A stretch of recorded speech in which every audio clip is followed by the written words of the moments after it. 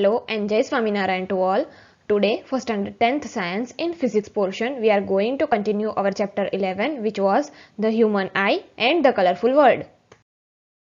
The topics that we are going to discuss today are: first one is refraction of light through prism, second is dispersion of white light by a glass prism, third one is atmospheric refraction, and fourth one is scattering of lights. The fourth topic has three subtopics which are: first is Tyndall effect, second is why the color of sky is blue, and third one is color of sun at sunrise and sunset. So let's start with our first topic, which is refraction of light through prism. As you all have already learned that how lights get refracted through a rectangular glass slab. For parallel refracting surfaces, as in a glass slab, the emergent ray is parallel to the incident ray. However, it is slightly displaced laterally. How would light get refracted through a transparent prism? For that, consider a triangular glass prism.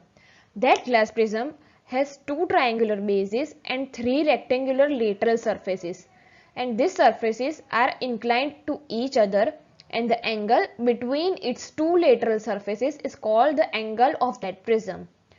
Now let us do an activity to study the refraction of light through a triangular glass prism. Let us see our activity. According to the activity, you have to fix a sheet of white paper on a drawing board using some drawing pins. Then place a glass prism on it in such a way that it rests on its triangular base. Trace an outline of prism using pencil and draw a straight line PE inclined to one of the refracting surfaces, say surface AB, of that prism. Fix two pins, say at point P and point Q, on the line PE as shown in figure. Look for the images of pins fixed at P and Q through the other face, say AC.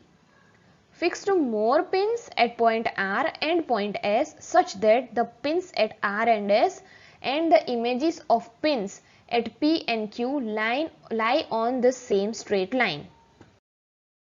Now remove the pins and the glass prism. The line PE meets the boundary of prism at a point E. Look at the figure.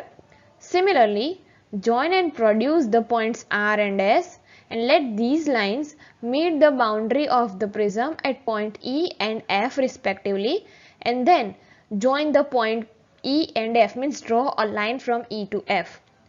Draw perpendicular to refracting surfaces, means draw perpendicular lines to refracting surfaces which are AB and AC of prism at points E and F respectively. Make the angle of incidence angle I, the angle of refraction angle R, and the angle of emergence angle E as shown in figure. So this was our activity. Now I will explain something about it. According to our figure, the PE is the incident ray, EF is the refracted ray, and FS is the emergent ray. Angle A is the angle of prism and angle D is angle of deviation. Now you may note that a ray of light is entering from air to the glass at the first surface, which was AB. The light ray on the refraction has bent toward the normal. At the second surface, which was surface AC, the light ray has entered from glass to air. Hence, it has bent away from normal. Now compare the angle of incidence and angle of refraction at each refracting surface of the prism. The peculiar shape of prism makes the emergent ray bend at an angle of direction of incident ray, and this angle is called angle of deviation, which was angle D. In this case, angle D is angle of deviation. Mark the angle of deviation in the above activity and then measure it. Now we will discuss another topic, which is dispersion of white light by a glass prism. All of you must have seen and appreciated the spectacular colors in a rainbow. How could the white light of sun give us various colors of rainbow? The question arises in each of us mind. Before we take up to this question, we shall first go back to the refraction of light through prism. The inclined refracting surfaces of glass prism shows exciting phenomenon. Let us find it out through an activity. According to the activity, you have to take a thick sheet of cardboard and make a small hole or a narrow slit in the middle of that cardboard. And then you have to allow the sunlight to fall on that hole or narrow slit so that it will give us a narrow beam of white light. Now take a glass prism and allow that white light to fall on one of the side or one of the faces of a prism as shown in figure. Now turn the prism slowly until the light that comes out of it appears on a nearby screen. What do you observe? You will find a beautiful band of colors. Why does this happen? The question arises in your mind. The answer to the question is that the prism has probably split the incident white light into a band of colors. The various colors seen are violet, indigo, blue, green, yellow, orange and red as shown in the figure. The acronym VIBGYOR will help you to remember the sequence of color that were displayed. The band of the colors components of a light beam is called its spectrum. Means the band of the color component, the color that are produced from a light beam is called its spectrum. You might not able to see all the colors separately, yet something make each color distinct from other color. The splitting of light into its component color is called the dispersion. You have seen that white light is dispersed into 7 different colors, components by a prism. Different colors of the light bend through the different angles with respect to the incident ray as they pass through a prism. The red light bends the least while the violet light bends the most. Thus, the rays of each color emerge along different paths and thus become distinct to each other. It is the band of distinct color that we see in a spectrum. Isaac Newton, or say Sir Isaac Newton, was the first to use a glass prism to obtain the spectrum of sunlight. He tried to split the colors of spectrum of white light further by using another similar prism. However, he could not get any more colors. He then placed a second identical prism in an inverted position from the first prism. Means he put two prisms inverted by side of each other, and then as shown in figure, and then this allowed all the colors of spectrum to pass through the second prism also, and he founded a beam of white light emerging from other side of the second prism. This observation gives Newton the idea that the sunlight is made up of 7 different colors, and any light that gives a spectrum similar to that of sunlight is often referred to us as white light.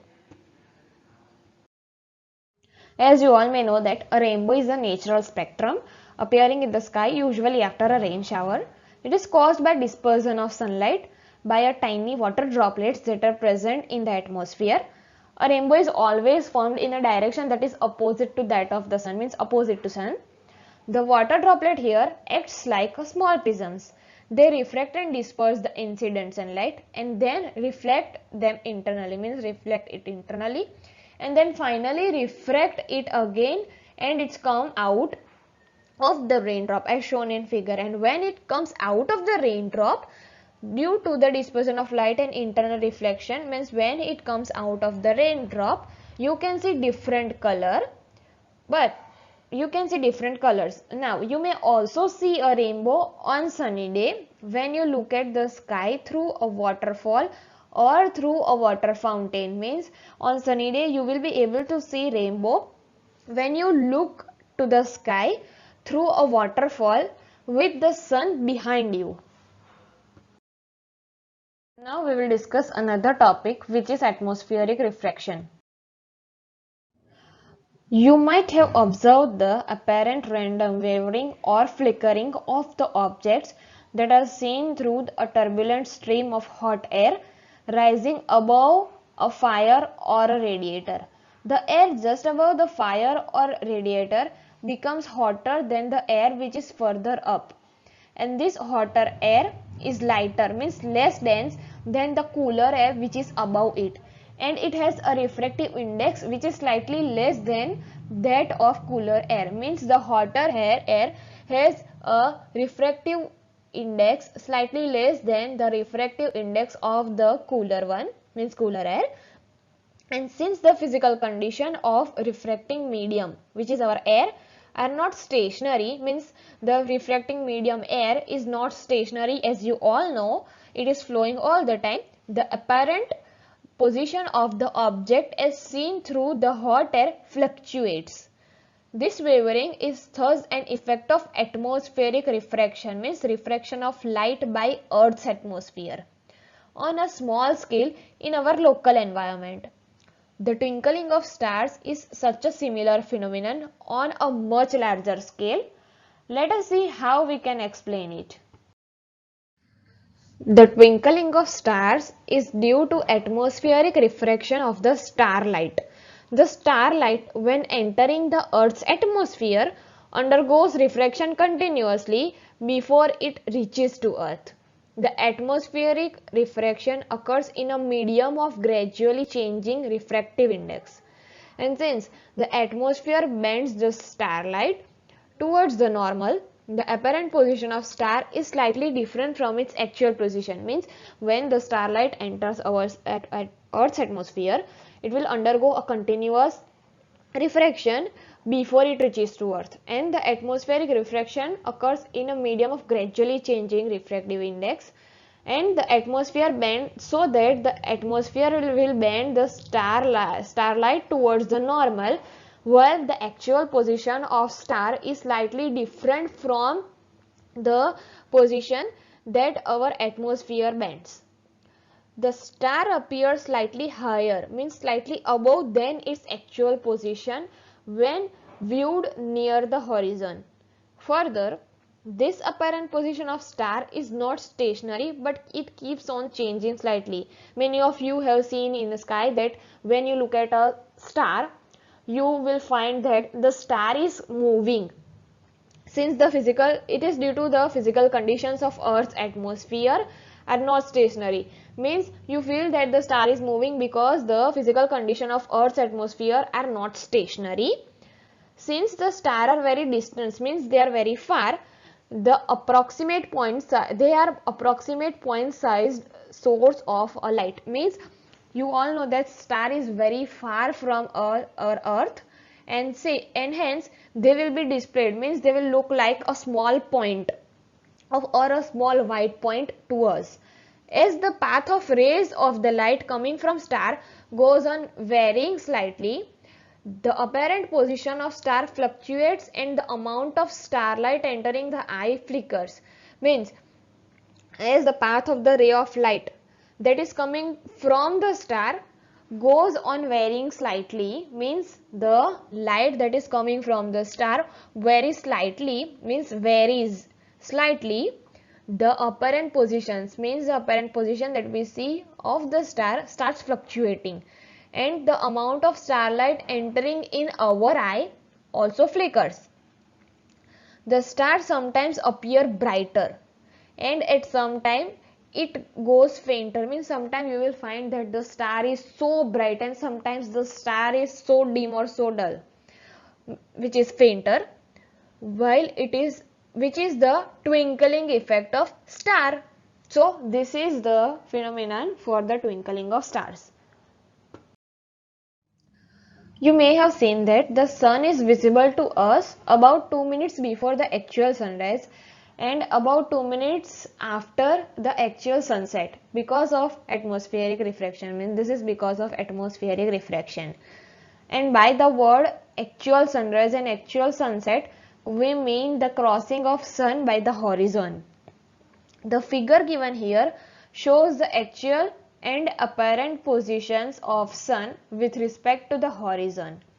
The time difference between the actual and apparent sunset is about 2 minutes only. And the apparent flattering of sun's disk at sunrise and sunset is also due to the same phenomenon. Means that the visibility of sun 2 minutes before the sunrise and 2 minutes after the sunset is just due to atmospheric refraction. Now we'll discuss the next topic, which is the last topic of our chapter 11. The title of the topic is scattering of light. The interplay of light. Interplay means the way in which two or more things has an effect on each other. So the interplay of light with objects that are around us give rise to several spectacular phenomena in nature. The blue color of the sky, the color of water in deep sea, the reddening of sun in at sunrise and the sunset, and some of the wonderful phenomena we are familiar with. The path of beam of light passing through the true solution is not visible. However, its path becomes visible through a colloidal solution when the size of particle is relatively larger. Let us see our first subtopic, which is Tyndall effect. The Earth's atmosphere is a heterogeneous mixture of minute particles. As you all know that Earth's atmosphere is a heterogeneous mixture of minute particles. These particles include smoke, tiny water droplets, suspended particles of dust, and molecules of air. When a beam of light strikes these types of fine particles, the path of the beam becomes visible. The light reaches us after being reflected diffusely by these particles. The phenomena of scattering of light by colloidal particle gives the rise to Tyndall effect, which you have studied in class 9th also. This phenomena is seen when a fine beam of sunlight enters a smoke-filled room through a small hole. Means this phenomena you can also see when a fine beam of sunlight enters a smoke-filled room through a small hole, or you may also have seen this type of phenomena when there is a direct sunlight and you can see many particles or dust particles that are flowing in that sunlight. Tyndall effect can also be observed when sunlight passes through a canopy of dense forest. Here tiny water droplets in the mist scatter the light. The color of scattered light depends on the size of scattering particles. Very fine particles scatter mainly blue light, while particles of larger size scatter the light of longer wavelengths. Means the fine particle will scatter mainly blue light, but the particles that are larger in size, they will scatter for a longer wavelength. If the size of scattering particles is large enough, then the scattered light may appear even white.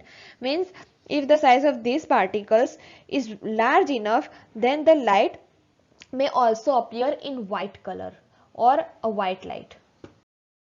So this was the Tyndall effect. Now we will move to our second subtopic, which is why is the color of clear sky blue? So let us discuss it. The molecules of air and other fine particles in the atmosphere have size smaller than the wavelength of visible light.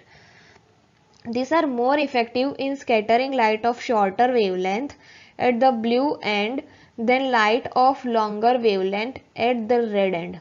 The red light has a wavelength of about 1 to 8 times greater than that of blue light, and thus when sunlight passes through the atmosphere, the fine particles which are present in air scatter the blue color, which is of shorter wavelength, more than scattering the red color. The scattered blue light enters to our eye.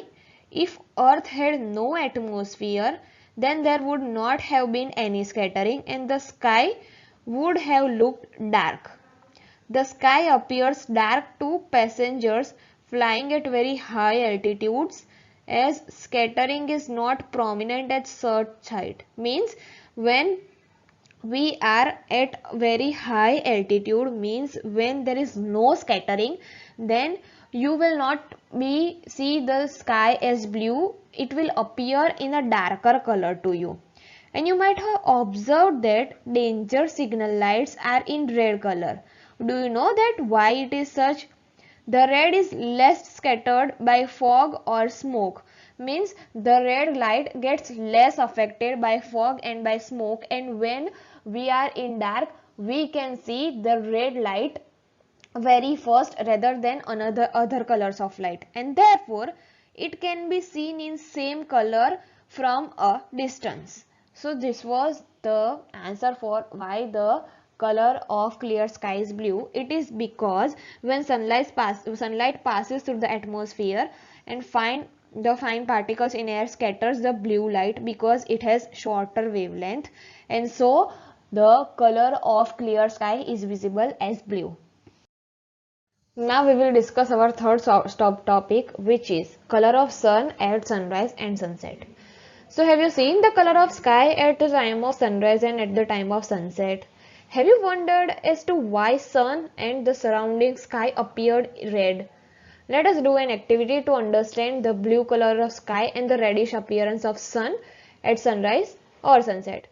So for the activity, place a strong source S of white light at the focus of a converging lens, which is L1.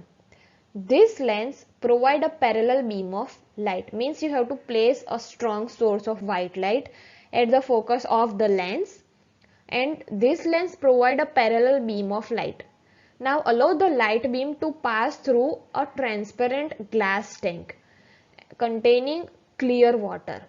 Allow the beam of light to pass through a circular hole that is made in a cardboard, means you have to take a cardboard and make a small hole inside it, and you have to allow the light beam to pass through the circular hole of that cardboard and obtain a sharp image of circular hole on a screen using a second converging lens, which is L2, as shown in figure.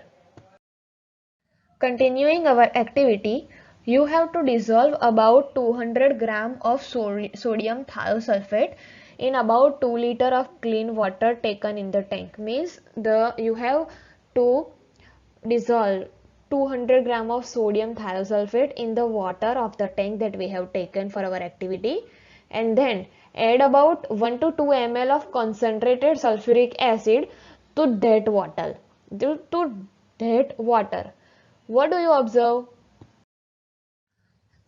On observation, you will find fine microscopic sulfuric particles precipitating in about 2 to 3 minutes. As sulfur particles begin to form, you can observe the blue light from three sides of the glass water tank. This is due to scattering of short wavelengths by minute collider sulfuric particles. Observe the color of transmitted light from fourth side of glass water tank facing circular hole, means observe the side that is facing the circular hole of the water tank. It is interesting to observe that at first the orange red color and then bright crimson red color on the screen will be displayed. This activity demonstrates that the scattering of light helps you to understand the bluish color of sky and reddish color of appearance of sun at sunrise or sunset. Means in this whole activity, when you observe, you will see that sulfuric particles begin to form and you will observe blue light from three sides of the water tank. But when you look at the fourth side of the water tank, which is on the side of the hole of cardboard, you will find that orange red color and bright crimson color will be on the screen. Means from the three sides of water tank it will be displayed as blue color, and from the fourth side, which is on the side of cardboard, it will be displayed red color. So this activity demonstrates the scattering of light and helps you to understand why the color of sun at sunrise and sunset displayed as bluish sky and reddish color of sun. Light from the sun near the horizon passes through thick layer of air and larger distance in Earth's atmosphere before reaching to our eye. Means when the light reaches to our eye, before that it passes from the sun near to the horizon through thick layers of air. However, light from the sun overhead would travel relatively shorter distance. At afternoon, the sun appears white as only a little of blue and violet colors are scattered. And near the horizon, most of the blue light and shorter wavelengths are scattered away by the particles. And therefore, the light that reaches our eye is of longer wavelength, and this gives the rise to reddish appearance of the sun. As we have already discussed before also, that when we are above the altitudes, we will display the sky darker, and also the particles will scatter the lights with shorter wavelengths in day and longer wavelengths after that. So when the light from the sun overhead travel shorter distance, at noon the sun will appear us as blue and reddish color, because at that time the lower wavelengths, means the shorter wavelength will be scattered. But when at the time of sunset or sunrise, the red color is appeared, because at that time the longer wavelength is scattered. So therefore the light that reaches our eye is of longer wavelength at that time, and this gives us the rise of reddish appearance of sun. So this was our chapter 11, which we have completed. We will start chapter 12 from next session. Now we will do a quick summary of what we have learnt in chapter 11. So we have learnt that the ability of eye to focus on both near and distant object by adjusting its focal length is called accommodation of eye. Then the smallest distance at which a normal eye can see objects clearly without any strain is called the near point of eye, or the least distance of distinct vision. For a young adult with normal vision, it is about 25 cm. Then the common refractive defects of vision includes myopia, hypermetropia and presbyopia. Myopia, which is also called short-sightedness, means the image of distant object is focused before the retina, and it can be corrected by using concave lens of suitable power. Hypermetropia, which is also called farsightedness, means the image of nearby object is focused beyond the retina, and it can be corrected by using a convex lens of suitable power. And the eye loses its power of accommodation at old age. Then the splitting of white light into its component colors is called dispersion. And the last, scattering of light causes the blue colors of sky and reddening of the sun at sunrise and sunset. So this was the topics or summary that we have. This was the summary that I have given to you, that these things we have studied in chapter 11. Now our chapter 11 is completed. That is it. We will start chapter 12 from next session. Thank you.